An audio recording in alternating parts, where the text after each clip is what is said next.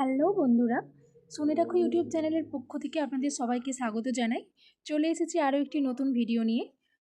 Government job সংক্রান্ত সমস্ত informative video পেতে চ্যানেলটি সাবস্ক্রাইব করে লাইক করে পাশে থাকুন। আজকে চলে এসেছি নতুন ভিডিও নিয়ে। ইউনিভার্সিটি অফ কল্যাণী থেকে একটা অ্যাডভার্টাইজমেন্ট বেরিয়ে এসেছে ওয়াক ইন ইন্টারভিউর জন্য। ওয়াক ইন ইন্টারভিউ হচ্ছে for the project assistant and the field অ্যাসিস্ট্যান্টের জন্য। 12/2025 অর্থাৎ 2025 মের 12 তারিখে দুপুর 12টা নাগাদ ইন্টারভিউ শুরু হবে।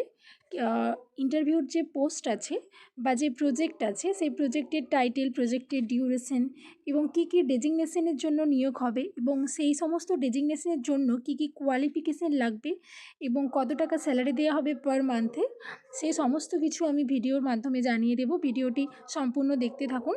একটা ওয়াক ইন ইন্টারভিউ অর্গানাইজ করা হয়েছে 2025 12ই মেতে 12টা অনওয়ার্ডস।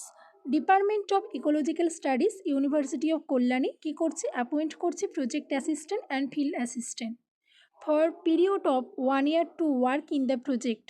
একটা প্রজেক্টের জন্য department of university of Kalyani walk in interview নিচ্ছে 12 তারিখে মে, যেখানে দুটো শূন্যপদ আছে, একটা প্রজেক্ট অ্যাসিস্ট্যান্ট অর্থাৎ পিএ এবং একটা ফিল্ড অ্যাসিস্ট্যান্ট অর্থাৎ এফএ।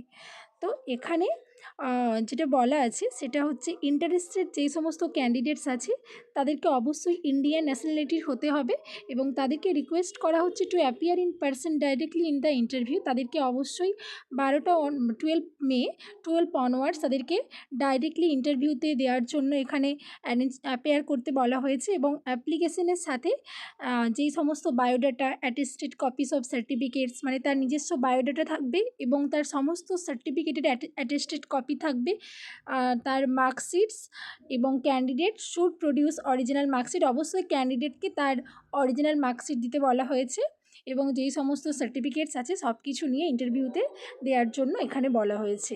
এবার এখানে যে প্রজেক্টের ওপর যে কাজটি করা হবে, অর্থাৎ যে প্রজেক্টের ওপর প্রজেক্ট অ্যাসিস্ট্যান্ট এবং ফিল্ড অ্যাসিস্ট্যান্ট নিয়োগ করা হচ্ছে, তো সেই প্রজেক্টের টাইটেল এখানে দেওয়া আছে, যেটা হচ্ছে developing nature based solution for the sustainable integrated aqua farming for the circular bio economy.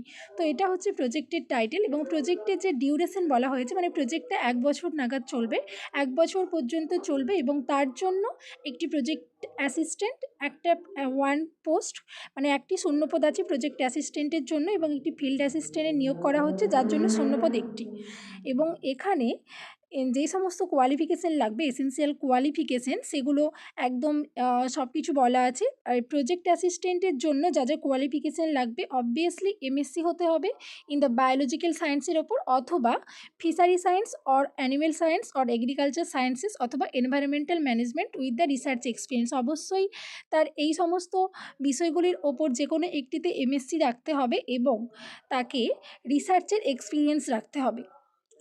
এটা হয়ে গেল প্রজেক্ট অ্যাসিস্ট্যান্টের জন্য। এরপর চলে আসবো ফিল্ড অ্যাসিস্ট্যান্ট। তো ফিল্ড অ্যাসিস্ট্যান্টের জন্য অবশ্যই বিএসসি অনার্স হতে হবে এখানে এবং 5 years of the field experience in the relevant farming practices, এবং অবশ্যই তাকে 5 বছরের জন্য কোনো একটি ফিল্ডের এক্সপিরিয়েন্স রাখতে হবে এবং MSc in the biological science, অথবা হয় বিএসসি হতে হবে নতুবা এমএসসি হতে হবে।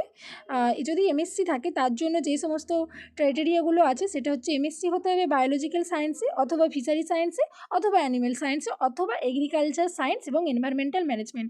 হয় বিএসসি হতে হবে, বিএসসির পরে 5 বছরের ফিল্ড এক্সপিরিয়েন্স রাখতে হবে, নতুবা এমএসসি হতে হবে এগুলোতে।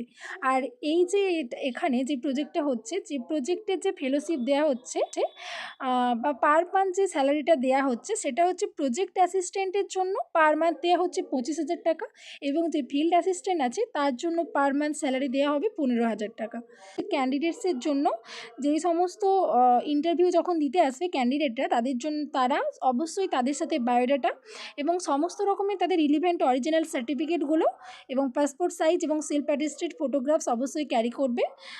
তো আরেকটা যেটা বিষয়, সেটা সিলেক্টেড যেই সমস্ত ক্যান্ডিডেটরা সিলেক্ট হবে will not be permitted to clam for any regular or part time appointment in this university or any other institute or university. অর্থাৎ যেই সমস্ত ক্যান্ডিডেটরা সিলেক্টেড হবে তারা কল্যাণী ইউনিভার্সিটি অথবা অন্য কোনো ইউনিভার্সিটির আন্ডারে কোনো রকমের কোনো রেগুলার অথবা পার্ট টাইম কোনো রকমের কোনো জব করতে পারবে না। এই ইনফরমেটিভ ভিডিওটি যদি আপনাদের ভালো লেগে থাকে তাহলে চ্যানেলটি সাবস্ক্রাইব করে লাইক করে পাশে থাকুন।